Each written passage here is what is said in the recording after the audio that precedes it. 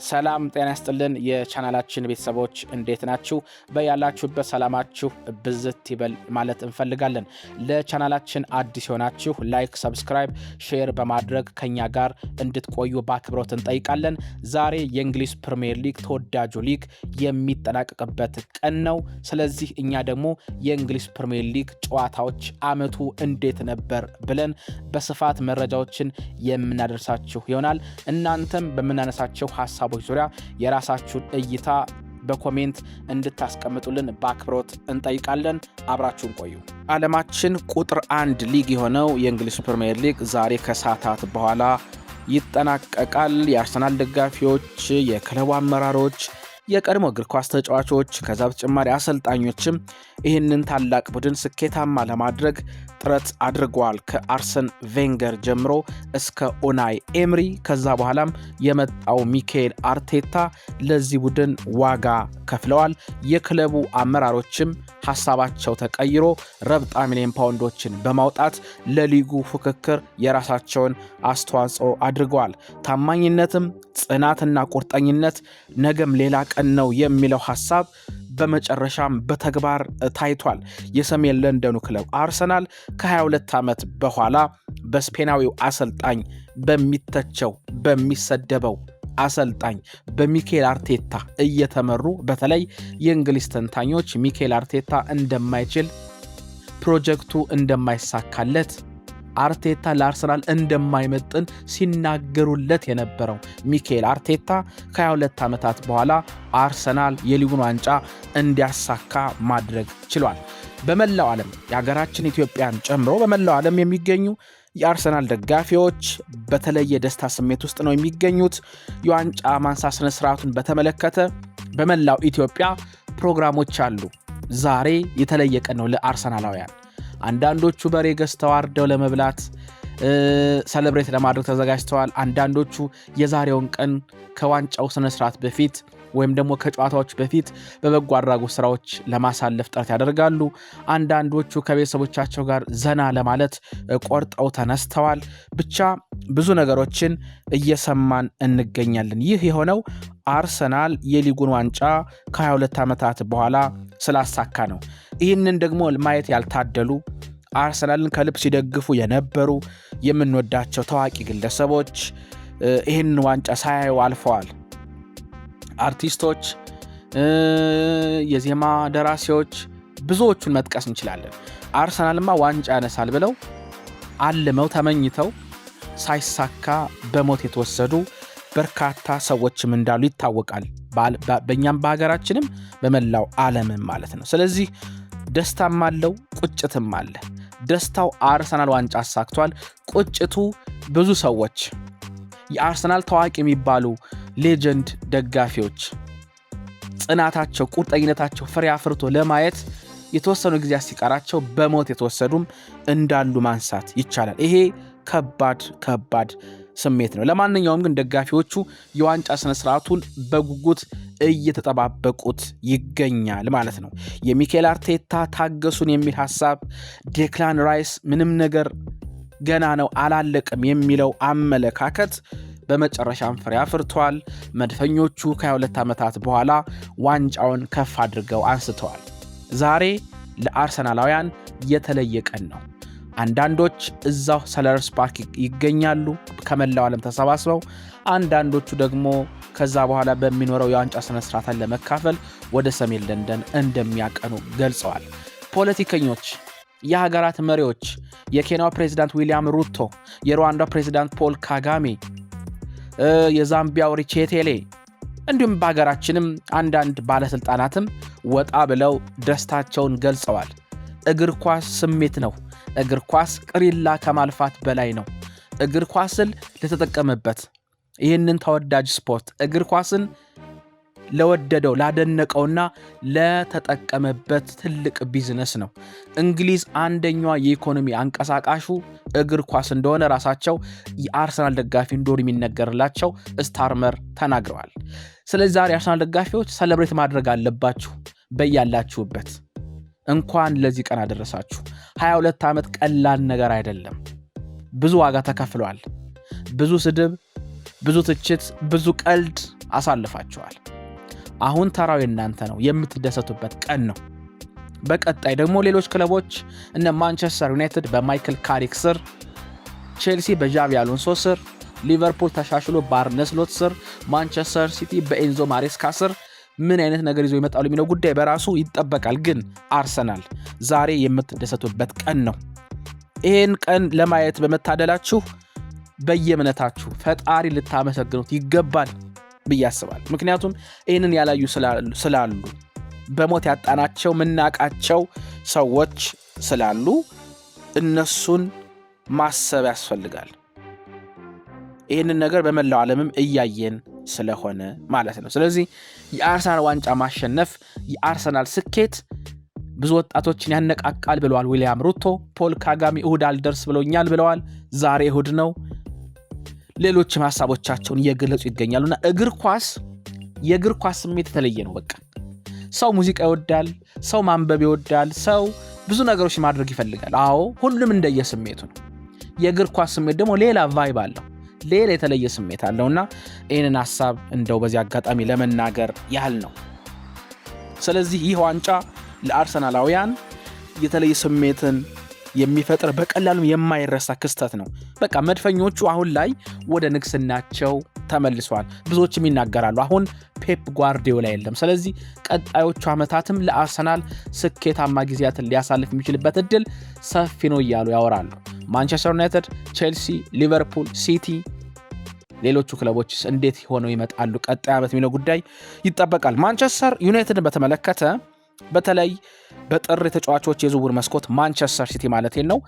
ማንቸስተር ሲቲ በጥር የተጫዋቾች የዝውውር መስኮት በገዛቸውና በቡድን ውስጥ በቆዩ ተጫዋቾች ታግዞ የሊጉን ዋንጫ ለማንሳት ተጫዋቾቹ ያላቸውን ነገር በሙሉ በሜዳ ላይ ሰጥተዋል። በጥር ማርክ ገሂና አንቶኒ ሴሜኒዮ መዳረሻቸው ኤቲሃድ ነበር።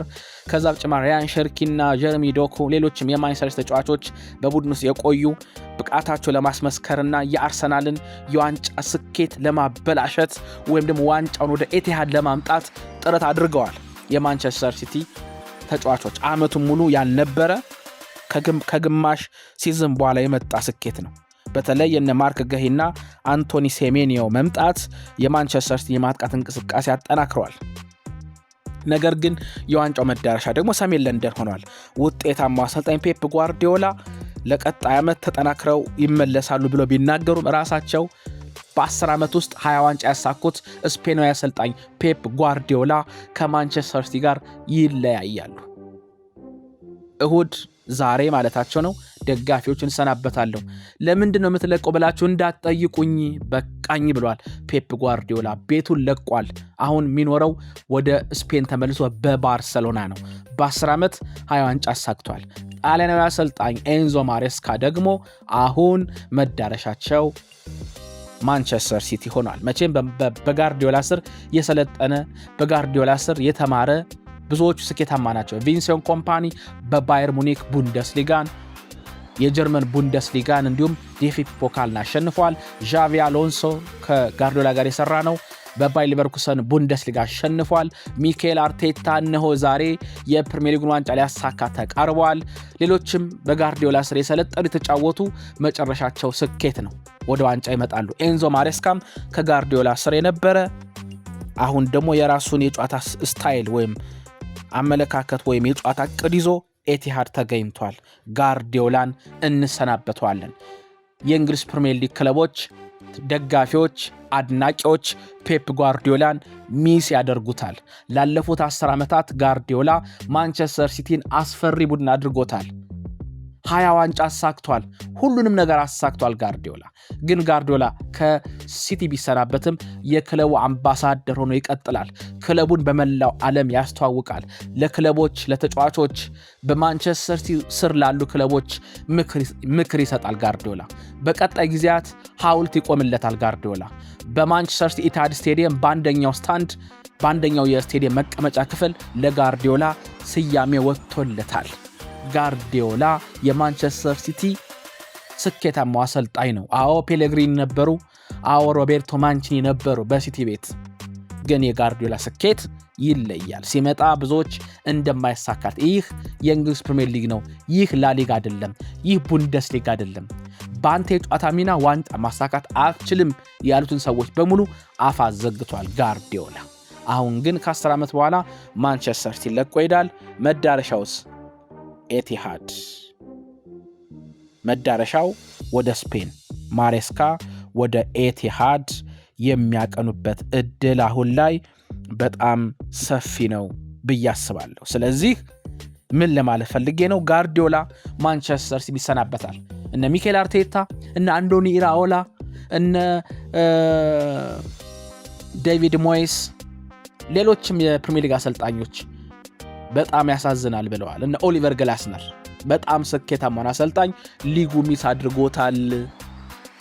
ጋርዲዮላ የተለየ አሰልጣኝ ነው፣ ሐሳቢ አሰልጣኝ ነው። ጋርዲዮላ ሌሊት ደውሎ ታክቲክ የሚያስረዳ ሰው ነው፣ እንዴት እንጫወት የሚል ሰው ነው፣ ለእግር ኳስ የሚጨነቅ ሰው ነው ጋርዲዮላ። በዚህ ምክንያት ትዳሩን አጥቶ ነበር፣ ወደ በኋላ ላይ ቢስተካከልም ለእግር ኳስ የተፈጠረ ሰው ነው ጋርዲዮላ። ለእግር ኳስ የኖረ ነው ጋርዲዮላ።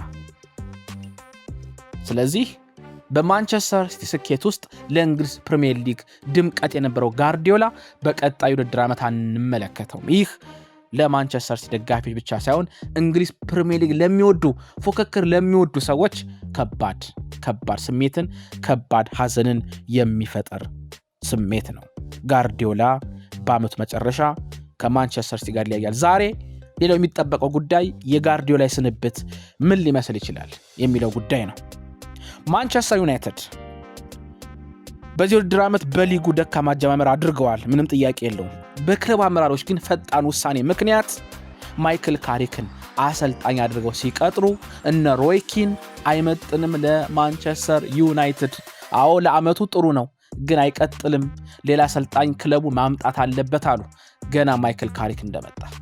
ግን የማይክል ካሪክ አሰለጣጠን ለነ ብሩኖ ፈርናንዴሽ፣ ለነ ማቲያስ ኩኛ፣ ለነ ኮቢ ሜኑ አስደሳች ነበር።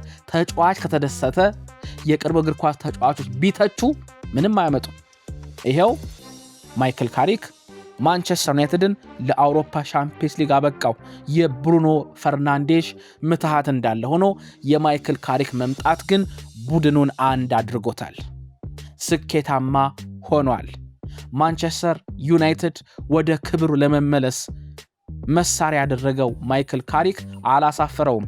የክለቡ አመራሮች የነ ዊልኮክስ እና ኦማር ቤራዳ የነ ሰር ጂም ራትክሊፍ ውሳኔ ትክክለኛ እንደሆነ በሲዝኑ ተመልክተናል። ስለዚህ ማንቸስተር ዩናይትድ አሁን ስኬታማ ወደ መሆኑ ተጠግቷል ማለት ነው።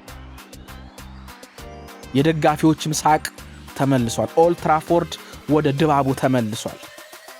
እንግሊዛዊ አሰልጣኝ ማይክል ካሪክ የራሱን አስተዋጽኦ አድርጓል በሊጉ 3ኛ ደረጃን ይዘው እንዲያጠናቅቁ። ውሉንም ፈርሟል። ለ2 ዓመት ይቆያል ማይክል ካሪክ።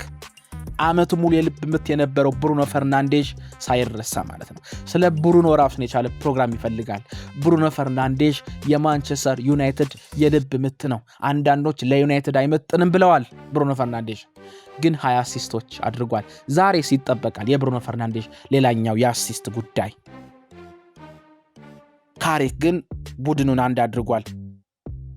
ልናጣው የነበረውን ኮቢ ሜኑን አድማጮች ተከታታዮቻችን ልናጣው የነበረውን ምናጣው ይህንን ተጫዋች በኳሊቲው ምክንያት ነው።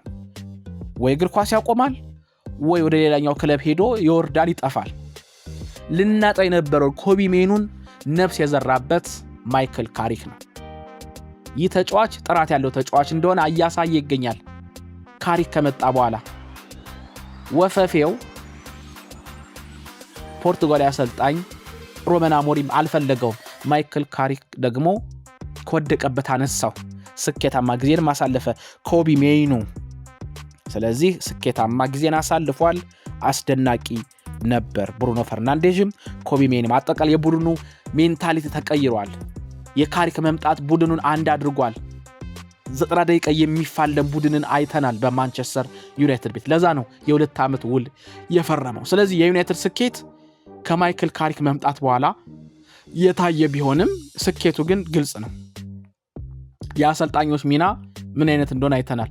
ካሪክ እኮ የሚድልስቦሮ አሰልጣኝ ነበር ሻምፒዮንሺፕ ላይ እንደውም ትናንትና ተሸነፉ አይደል በሃል ሲቲ 1-0 በማክበርኒ ጎል የቦሮ አሰልጣኝ ነበር ከዛ ነው ወደ ዩናይትድ የመጣው ግን ደግሞ ስቲቭ ሆላንድ አሉ የካሪክ ምክትል አሰልጣኝ ሆላንድ አሉ በአርሰናልም ስኬት ውስጥ ሚኬል አርቴታ ብለን ስቴፐንበርግን እንጠራለን ኒኮላስ ጆበርን እንጠራለን ጋብሪኤል ሄንዝን እንጠራለን በሲቲም ፔፕ ጓርዲዮላ ዋናው ሊደር ነው ደቀ መዝሙር ነው መሪ ነው ከጀርባው እነ ፔፕ ላይንደርስ እነ ኮሎቱሪ አሉ በማንቸስተር ዩናይትድም ማይክል ካሪክ አለ ከጀርባ ስቲቭ ሆላንድ አለ ምግብ ላይ የሚሰሩ አሉ አእምሮ ላይ የሚሰሩ አሉ የግብ ጠባቂ አሰልጣኞች አሉ እግር ኳስ ውጤቱ የሁሉም የጋራ ነው የጋርዲዮላ አይደለም የካሪክ አይደለም የስሎት አይደለም የአርቴታ አይደለም ስኬት የቡድን ስራ ነው ማኔጀሩ አርቴታ ማኔጀሩ ጋርዲዮላ ቢሆንም ወይም ስሎት ወይም ካሪክ ቢሆንም ከጀርባ ግን አሉ የሚሰሩ ስራዎች ምግብ ላይ ራሱን የቻለ የሚሰራ ስራ አለ የሚጠጡት ውሃ ተመርምሮ ታይቶ ተመዝኖ ነው ስነ ልቦና ላይ ሲሸነፉ ያንን ነገር ከዛ ሙድ እንዲወጡ ስነ ልቦና ባለሙያዎች ሚናቸው የላቀ ነው የስነ ምግብ ባለሙያዎች አሉ የአእምሮ ባለሙያዎች አሉ የቆመ ኳስ አሰልጣኝ ይሰሩ አሉ ፊትነስ ላይ የሚሰሩ አሉ ብዙ ነገሮች ይሰራሉ ስኬቱ የጋራ ነው የሚባለው ለዛ ነው በማንቸስተር ዩናይትድም ይሄንን ያያየን ነው ካሪክ ስኬታማ ከሆነ ስቲቭ ሆላንድና ሌሎች ኮቺንግ ስታፎች መረሳት የለባቸውም ሌላኛው አስቶን ቪላ ኡናይ ኤምሪ ሊጉን ሲጀምሩ ተቸግረው ነበር በተለይ ዩሪ ቴሊማንስን ኦናናን ከጉዳት ጋር ተያይዞ አጡት የኤምሪ አንደኛው ስኬት የቁልፍ ሰዎች እነዚህ ናቸው ዩሪ ቴሊማንስ ቡባከር ካማራ ሳንረሳ ማለት ነው አመቱ ለአስቶን ቪላ ጨካኝ ይመስል ነበር መጥፎ ይመስል ነበር ግን አሰልጣኙ ኡናይ ኤምሪ ናቸው ለኡናይ ኤምሪ ምስጋና ያስፈልጋል ይሄው በኤሮፓ ሊግ እኮ ፍራይቡርግን አሸነፉ 3-0 አመቱ ለእንግሊዝ ፕሪሚየር ሊግ ለአስቶን ቪላ ከባድ ነበር ግን አሰልጣኙ ስፔናዊ ናቸው በእንግሊዝ ፕሪሚየር ሊግ የስፔናውያን አሰልጣኞች ተጽዕኖ በግልጽ ይታያል በአርሰናል ሚኬል አርቴታ በቦርንመዝ አንደኒ ኢራኦላ በአስቶን ቪላ ኡናይ ኤምሪ እነዚህ ሁሉ አሰልጣኞች ስፔናውያን ናቸው ከሀገራቸው መጥተው በእንግሊዝ ምድር ነግሰዋል አርሰናልን ዋንጫ ያሳካው አርቴታ ስፔናዊ ነው ለአውሮፓ ተሳትፎ ያበቃው ኢራኦላ ስፔናዊ ነው አሁን ደግሞ ኤምሪ በቪላ እየነገሱ ነው ቀጣይ ዓመት ደግሞ ዣቪ አሎንሶን በቼልሲ እንመለከተዋለን የስፔናውያን እግር ኳስ አሰልጣኙ ተጽዕኖ በግልጽ የሚታይ ስለሆነ ስለዚህ ኤምሪ ወደ አስቶን ቪላ ሲመጡ ብዙ ነገሮችን ፈጥረዋል ከሞንቺ ጋር ሞንቺ ክለቡን ተሰናብቶ ኤስፓኞሊ ሲረከብ ኤምሪ በራሳቸው ብቃት ይህንን ቡድን አስፈሪ አድርገውታል አድማጮች ተከታታዮቻችን የቻናላችን ቤተሰቦች ላይክ ሰብስክራይብ ማድረጉ እንዳይረሳ ስለዚህ አስቶን ቪላ ሌላው የውድድር ዓመቱ ስኬታማ ነው ለኤምሪ ምስጋና ይግባና ስፔናዊ አሰልጣኝ ቪላን የአውሮፓ ሊግ ዋንጫ እንዲያነሳ አድርገውታል ያለ ኤምሪ ማሰብ አስቶን ቪላን በጣም ከባድ ነው እጅግ በጣም ድንቅ የውድድር ዓመትን አሳልፈዋል ቀጣይ ዓመት በአውሮፓ ሻምፒዮንስ ሊግ እንመለከታቸዋለን አስቶን ቪላዎችን ያንዶኒ ኢራኦላው ቦርንመዝ አድማጮች የቻናላችን ቤተሰቦች በጣም እኮ የሚገርም ነው ቦርንመዝ ረብጣ ሚሊዮን ፓውንዶች የሚያወጣ ቡድን አይደለም ግን ስኬታማ ሆኗል እሳብ ያለው አሰልጣኝ ሲመጣ እንደዚህ ነው ቦርንመዝ በቀጣዩ የውድድር ዓመት በአውሮፓ መድረክ ይሳተፋል የብሬንትፎርድ አሰልጣኝ ኬቲ አንድሪውስ የቆመ ኳስ አሰልጣኝ ናቸው እሳቸው የመጡት ቶማስ ፍራንክ ወደ ስፐርስ ሲመጡ ነው እሳቸው ዋና አሰልጣኝ የሆኑት ማን ጠበቀ ማን ገመተ ይወርዳል የተባለው ብሬንትፎርድ በቀጣዩ የውድድር ዓመት በኮንፈረንስ ሊግ ይሳተፋል አስደናቂ የውድድር ዓመትን አሳልፈዋል ከኢጎር ቲያጎ ጋር በመሆን ይሄ ሁሉ ሊነሳ የሚገባ ሐሳብ ነው የእናንተስ እሳቤ ምንድነው አጋሩን አድማጮቻችን ሌላኛው የምዕራብ ለንደኑ ክለብ ቼልሲ እንደሆነ ይታወቃል በአመራሮች የተሳሳቱ ውሳኔዎች ምክንያት በክለቡ ታሪክ አስከፊ የተባለ ውድድር ዓመትን አሳልፏል የክለቡ ደጋፊዎች አሁንም ሮማን አብራሞቪችን ይናፍቃሉ አድማጮች ተከታታዮቻችን የቻናላችን ቤተሰቦች ሮማን አብራሞቪች ይጠበቃሉ፣ ይናፈቃሉ። ቼልሲ በሊጉ በዚህ ዓመት ግራ የተጋባ ምን ማድረግ እንዳለበት የማያውቅ ቡድን ሆኗል። የክለብ ኃላፊዎች ግን አሁን ከስህተታቸው ተምረዋል። የዘገየ ቢሆንም ግን ጥሩ ነው። ዣቪ አሎንሶን አምጥተዋል። በዝውውር ጉዳዮች ላይ የክለብ አመራሮች ጣልቃ እንዳይገቡ ራሱ ብቻ እንዲወስን አድርገዋል። ይህም ትልቅ ስኬት ነው። ግን ቼልሲ በዚህ ዓመት የወረደ ፐርፎርማንስ አሳይቶ ሊጉን አጠናቋል። የአርነ ስሎቱ ክለብ ሊቨርፑልስ በዚህ ውድድር ዓመት በፕሪሚየር ሊጉ ወጥ የሆነ አቋም ማሳየት ከብዷቸው በርካታ ነጥቦችን ጥለዋል። የክለቡ አመራሮች ስሎትን ለማቆየት ወስነዋል። ዣቪ አሎንሶ ሲጠበቅ ስሎት ቀጥለዋል። አሎንሶ ወደ ቼልሲ አቅንቷል። በቀጣዩ ውድድር ዓመት በእርግጥ ሊቨርፑል በሻምፒዮንስ ሊግ ይሳተፋል። በአንጻሩ ቼልሲ ምናልባት የዛሬውን ጨዋታ አይተን እንወስናለን እንጂ የለበት በቃ የቤት ተመልካች ነው ቼልሲ። ሊቨርፑል ግን ተቸግሮም ቢሆን በአውሮፓ መድረክ ሲወዳደር እንመለከተዋለን። የክለቡ ደጋፊዎች ደግሞ ይለያሉ። የሊቨርፑሎች ታማኝ ናቸው። ክለቡ ቢወድቅም ቢነሳም አብረው ዩል ኔቨር ወክ አሎን እያሉ ይቀጥላሉ። ሞሳላን ያጣል ይህ ቡድን። በክረምቱ የዝውውር መስኮት ረብጣ ሚሊዮን ፓውንዶችን አውጥተው ስኬታማ ለመሆን ጥረት ያደርጋሉ ተብሎ ይጠበቃል። ስለዚህ ባጭሩ ይሄን ይመስላል ፕሪሚየር ሊጉ። የነ ስፐርስና የዌስትሃም ጉዳይ አይወራ። ቶተናም ይህንን የመሰለ ስቴዲየም ይዞ ላለመውረድ ሲጫወት መመልከት ትኩረትን ይስባል። ግን ዛሬ ደግሞ ይወሰናል። ማን ነው የሚወርደው፣ ማን ነው የሚቆየው የሚለው ጉዳይ። ዛሬ በእንግሊዝ ፕሪሚየር ሊግ ፔፕ ጓርዲዮላ እንሰናበታለን። ማይክል ካሪክ ዩናይትድን ይዞ ይቀጥላል። ይሄም ሌላ ክስተት ነው።